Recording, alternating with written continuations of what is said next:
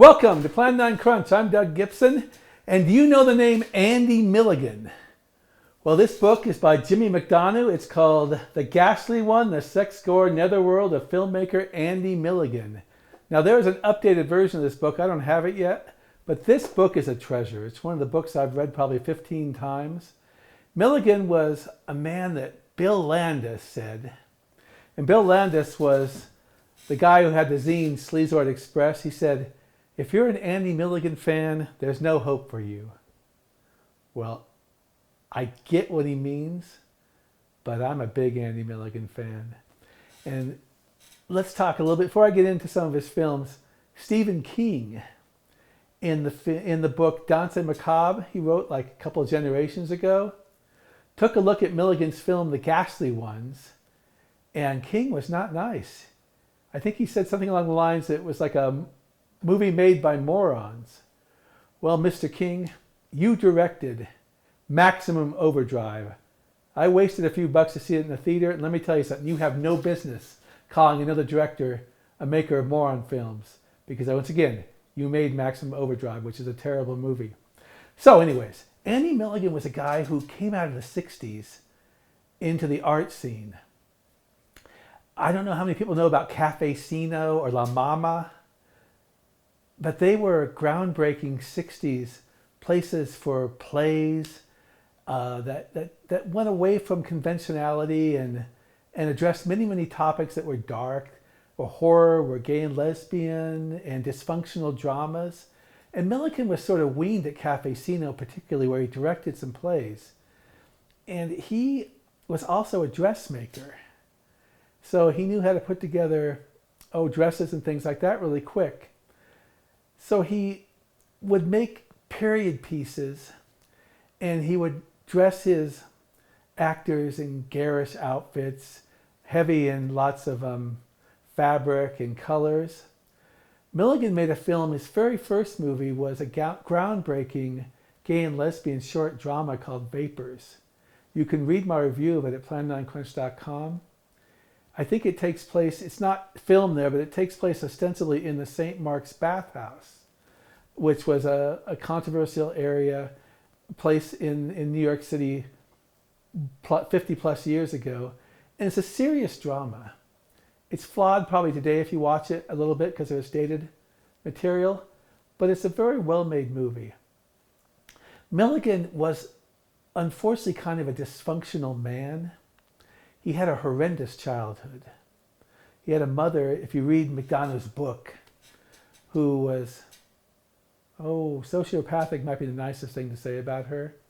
So he was carrying a lot of baggage. He was also a veteran, and he never really got a great chance to get into filmmaking on a big level. He made some movies. I'm gonna read a little bit from a blog post I had, all right? For a second. We're going to talk about a movie called Monstrosity later in this podcast. That was one of Milligan's final films. He made it in Los Angeles. He made most of his films in New York, some even in England. But let me just read a little bit about Milligan some more without just talking off the cuff. I published this blog post, and I'll start right here. Rob Craig, great writer by the way, friend of the podcast.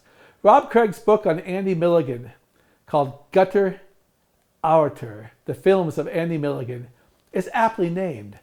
Milligan, who died nearly 35 years ago, made films designed for 42nd Street. The sleazier the deuce got, it didn't matter. A Milligan film would provide well for its audience. Jimmy McDonough, who penned the superb biography, The Ghastly One, The Sex-Gore Netherworld of filmmaker Andy Milligan, recounts Milligan's early career when there might have been an opportunity for him to break through Bohemia and into a mainstream career. In the 60s, he wrote, acted, and directed plays in such iconic locations as we mentioned, as Cafe Sino and La Mama, experimental theater. And I mentioned earlier already, the short film Vapors played art houses all across the country. It's an early gay-themed film. Now, as I mentioned already, I write, McDonough also chronicles a horrific familial life Milligan endured, and it likely affected his career as he feuded with producers and distributors and could be tyrannical, even cruel, when directing. Now, I'm going to stop for a second because there was a time in the mid to late 60s where Milligan made some interesting adult drama films that got good reviews and even made some money. They were all lost, unfortunately. That didn't last very long. I don't know if he was just too dysfunctional and too irritable to where he might have burst some bridges, but he basically settled down to making horror melodramas. And his main money man was William Mishkin, who was one of the people who was a producer for grindhouse films or adult films that would play on 42nd Street. Milligan would get probably about $20,000 from Mishkin to make a movie. And with an old Arucon camera, that at the time I think was he'd have to use short ends. You guys who don't know what short end means, short ends are pieces of film that major companies or people making bigger budget films are just leaving. They're the leavings of the film. And so when you ran with short ends, you could only shoot for a short time, then you had to reload it. So Milligan would make these movies for $10,000 and then pay himself $10,000. Because one thing that happened, when you were making low budget films in the 1960s for the grindhouse market, I think it's pretty safe to say that you weren't very high on the pecking order when it came to being paid. I believe the actors were worse than the director. They probably got $50 a day sometimes, and that was about it. It's kind of an era that's gone now, of these underground, almost guerrilla-like films, putting them together. So, like I said, Milligan was a dressmaker. He made a lot of garish period pieces. Let me give you some of the versions of horror films he made. One was Torture Dungeon, must watch, by the way. That's Milligan's take on Richard III. He made a film called Blood, and he made Blood for the Bryanston Group. They were hooked up in the mob, according to people, and they released Texas Chainsaw Massacre and Deep Throat. I've never seen the latter, okay, but I have seen Texas Chainsaw Massacre. But he made Blood, which was basically his version of House of Dracula. He also made The Body Beneath, which is sort of a version of Dracula itself. He made The Rats Are Coming, The Werewolves Are Here, which is a version of The Wolfman and Willard. He made The Man with Two Heads, which is a version of Dr. Jekyll and Mr. Hyde. He made Nightbirds, one of my favorite Milligan films, which is a version of a film you might not have heard of, but was very popular in the 60s called The Servant. And he made a film called Bloodthirsty Butchers, which was his take on Sweeney Todd. Now let me give you a little bit of history about Milligan. He tried to break away from Mishkin many times. He wanted to have better deals for himself. He wanted to have better budgets, but nothing seemed to work. He made a movie called The Ghastly Ones and Seeds. Oh, Seeds is an incredibly dysfunctional family drama. Highly recommend it. The Ghastly Ones is another dysfunctional family drama that's really good. He made these with a group that included Jerry Balsam, who's a pretty familiar name in exploitation filmmaking, but didn't go anywhere. He went to England, where he made 4 movies because he thought he'd get a deal.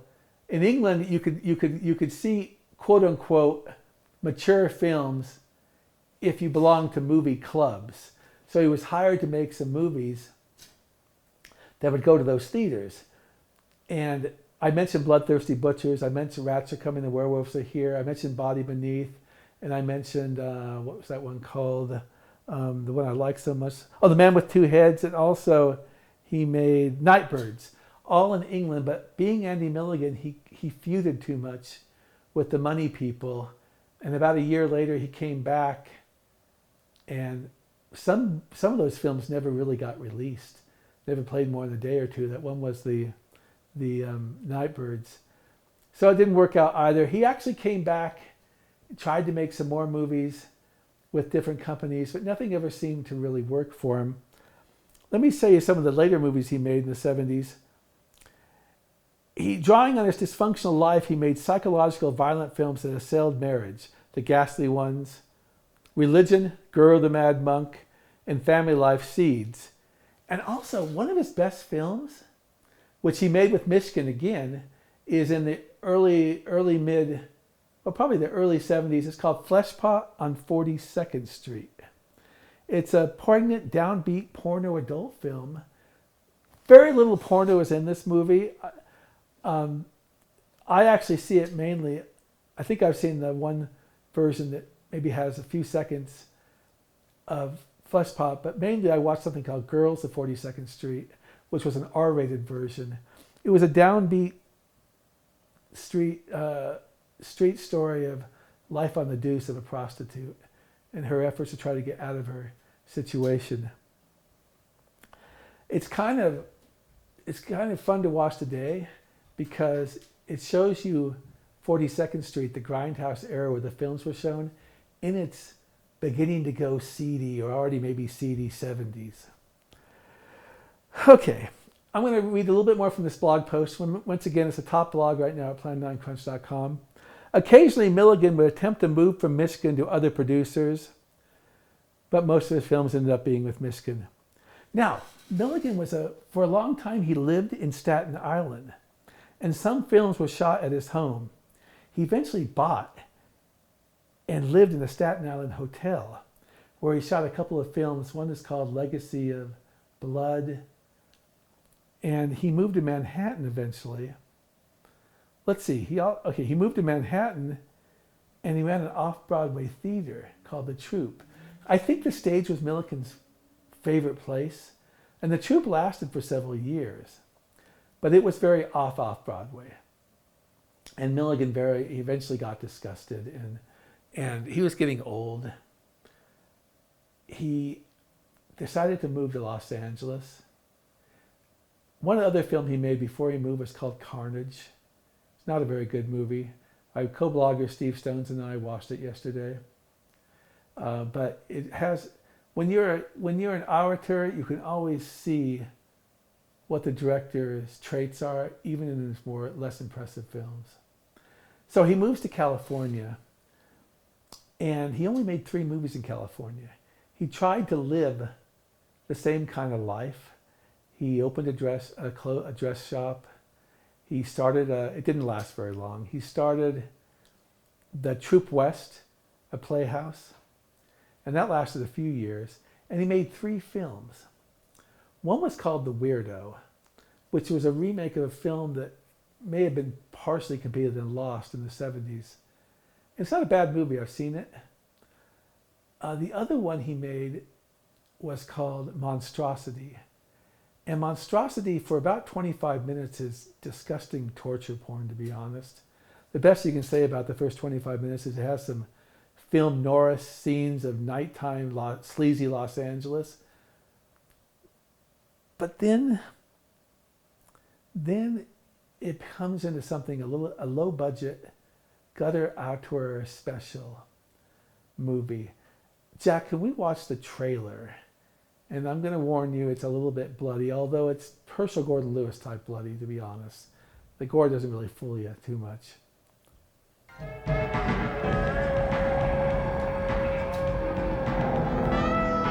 Love that 70s music.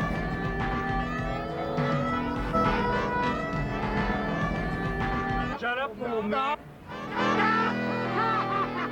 Listen, don't go away! He supposedly created a golem to avenge the enemies of his followers.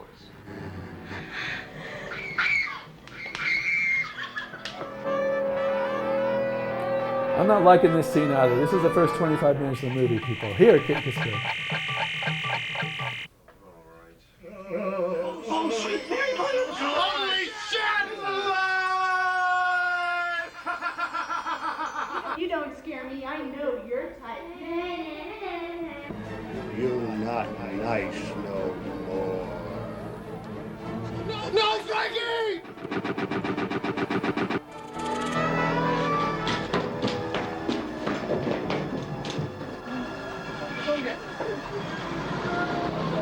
You claim you made a man out of dead parts you stole from your medical school? What are you on, Scott? You don't believe me? No. I'll show him to you.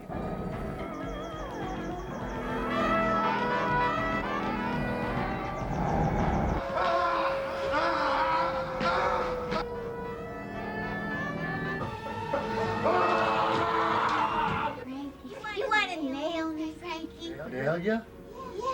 Yeah. To do it. You know. No, You have before, haven't you? no, You're a kid. no. A virgin? Wow. All right, Jack, thank you. I'm going to read a little bit from my blog post about this. You probably watched this and you're wondering to yourself, wow, what am I thinking, okay? And I understand this movie is not cool at the beginning. It's pretty bad, but Monstrosity is my favorite Milligan LA film, and I feel comfortable saying it's the most cultish of his last films. It's dreadfully cheap with typical Milligan gore, a couple steps below Herschel Gordon Lewis. The first 25 minutes, despite interesting film noir shots of sleazy 80s Los Angeles, is torture porn. Stereotypical punks kill and maim random people on the streets.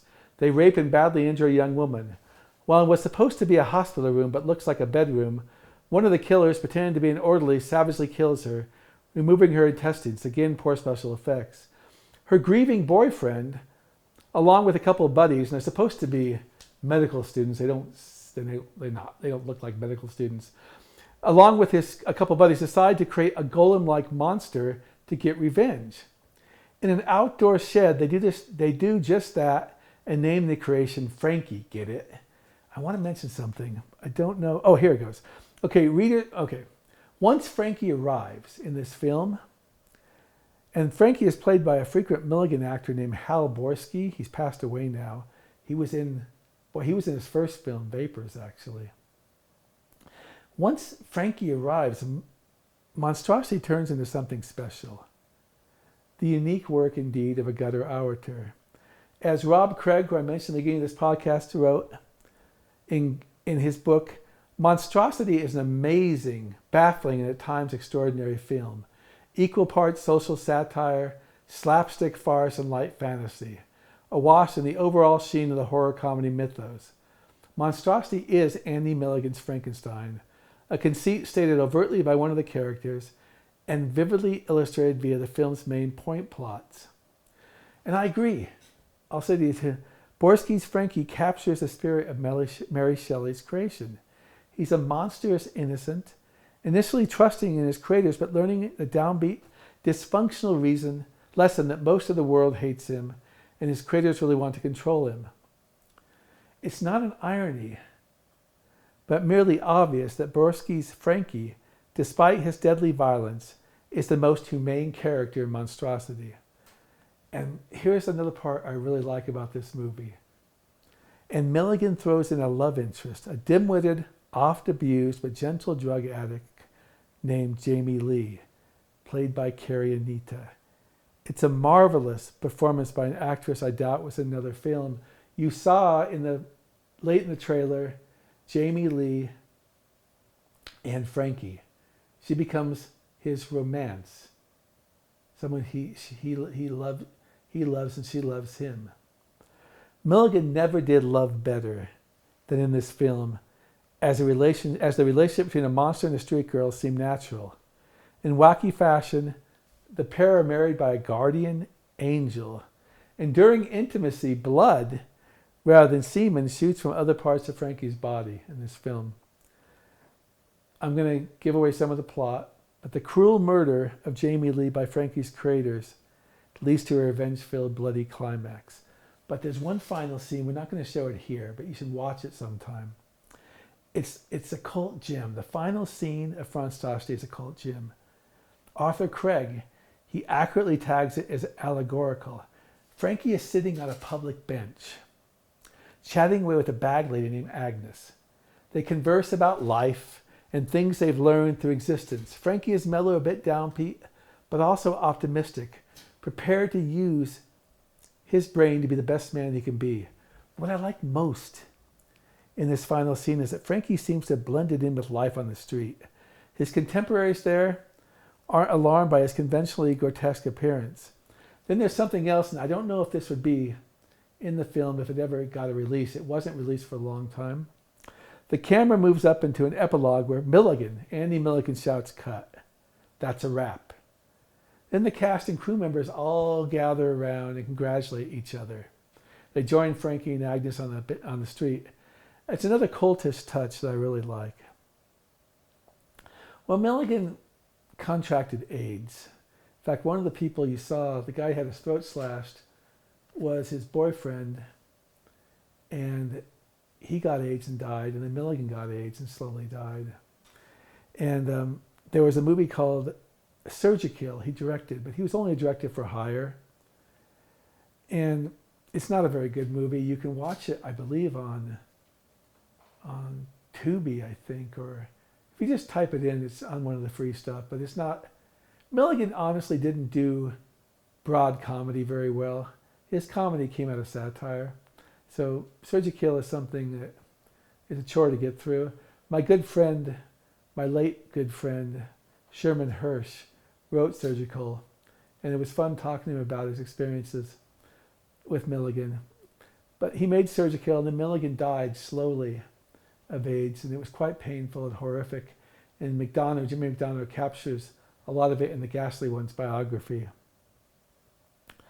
I would say right now, well, I do want to add that Milligan's buried today in an unmarked grave in the Los Angeles area. He died a pauper. But you know,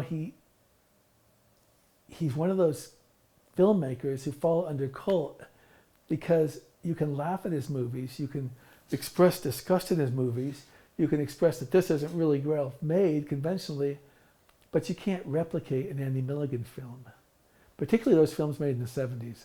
One of the reasons I love Monstrosity so much is it's the best movie he made, clearly, after maybe 1975 or so. If you want to learn more about Andy Milligan, you can purchase McDonough's updated biography that I just showed, and you can buy Craig's analysis book. And you can find, there's an old magazine it's defunct now, but it was very popular, called Video Watchdog, run by Tim Lucas. In issues 52, 53, and 54, there's a 3-part series on Milligan. And if you go to Plan9Crunch.com, what am I saying? If you go to Plan9Crunch.com, I told you about our buddy Sherman Hirsch. He wrote a long, detailed look at the making of Surgikill. And that's quite interesting. It's funny, Andy liked to screw with people's minds, all right? And he told Sherman that he never made films in England. And so for years, Sherman insisted to me that Andy Milligan never made films in England. Well, it's obvious Andy Milligan made films in England. And once more stuff came out, particularly when the BBC Flipside released Night, what is that movie called again? I bought it right away when it came out. When they released, hold on a second, Nightbirds. When they released Nightbirds, it was obvious it was from England. Sherman didn't talk much about that anymore. But I mean, look, he was conned by Andy into thinking he'd never made films in England. That was kind of stuff. Andy was not the nicest guy in the world. I never met him, of course, but I learned a lot about him through McDonough's work and Sherman's stuff. It's something he would do, probably, con someone into thinking he only made films in a certain area. But you can read it there at Plan9Crunch. We have a lot of reviews of Andy Milligan's films at Plan9Crunch.com also. In fact, at Plan9Crunch.com, we also have a long interview with Jimmy McDonough. If you just go there, you just type in Jimmy McDonough, and you can read our interview we had with him. It's been about 2011 or so, maybe 2010 or 9 even. And when I did that interview, Nightbirds hadn't been found yet. So it's pretty cool. Anyways, not much more to say here. We'll hope to do more stuff on Andy Milligan. The picture you've been seeing up here, at least at the beginning, was a picture of Milligan on the cover of the Andy Milligan Dungeon, which has all of his New York films with lots of commentary that came out from Severin a couple of years ago. Anyways, I'm Doug Gibson. This is Plan9Crunch. You can subscribe to us at YouTube, and you can like us or follow us at Plan9Crunch podcast and blog on Facebook. You can like us on TikTok, and you go read that blog, Plan9Crunch.com. Thank you very much, and that's a wrap.